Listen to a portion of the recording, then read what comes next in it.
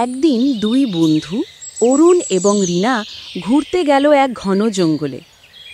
তারা ছিল প্রকৃতিপ্রেমী, আর জঙ্গলের পশু পাখির ডাক, পাতা ঝরার শব্দ আর হালকা বাতাসের ছোঁয়া তাদের মন ছুঁয়ে গেল। ব্যাগে করে এনেছিল তারা কিছু শুকনো খাবার আর পানীয় জল। আনন্দ করতে করতে কখন যে তারা জঙ্গলের গভীরে চলে এসেছে তা নিজেরাও খেয়াল করেনি। বিকেল গড়িয়ে সন্ধে নামল, চারপাশে অন্ধকার ঘনিয়ে এলো, আর তারা বুঝতে পারল তারা পথ হারিয়ে ফেলেছে। ঠিক তখনই জঙ্গলের মধ্যে দূরে একটি পুরনো রাজবাড়ি দেখতে পেল। বাড়িটি ছিল অন্ধকারে ঢাকা, অনেকটা ভয়ঙ্কর দেখাতে লাগছিল, কিন্তু তাদের আর কোনো উপায় ছিল না, তাই সাহস করে এগিয়ে গেল সেই বাড়ির দিকে। যখন তারা রাজবাড়ির কাছাকাছি পৌঁছালো তখন হঠাৎ করে ঝড় শুরু হলো। গাছের ডাল ভেঙে পড়ছিল, বাজ পড়ছিল আকাশে। ঠিক সেই মুহূর্তে এক ভয়ঙ্কর পিশাচ তাদের সামনে এসে দাঁড়ালো।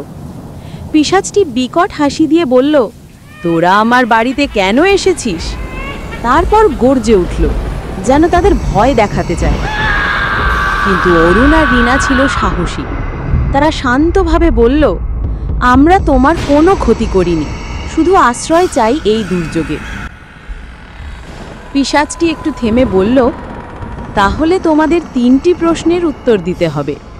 প্রথম প্রশ্ন ছিল, সবচেয়ে বড় শক্তি কি?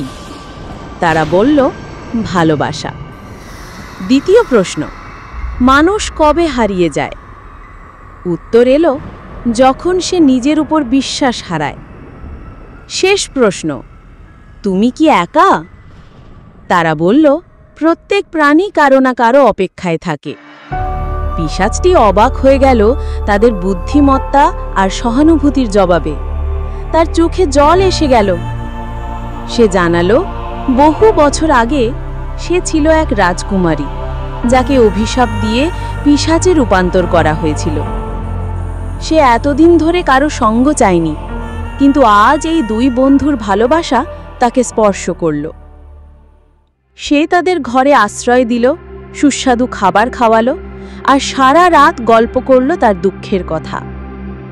তারা পিশাচটিকে বলল, আবার একদিনে আসব, আর তোমাকে এই কষ্ট থেকে মুক্তির ব্যবস্থা করার চেষ্টা করব।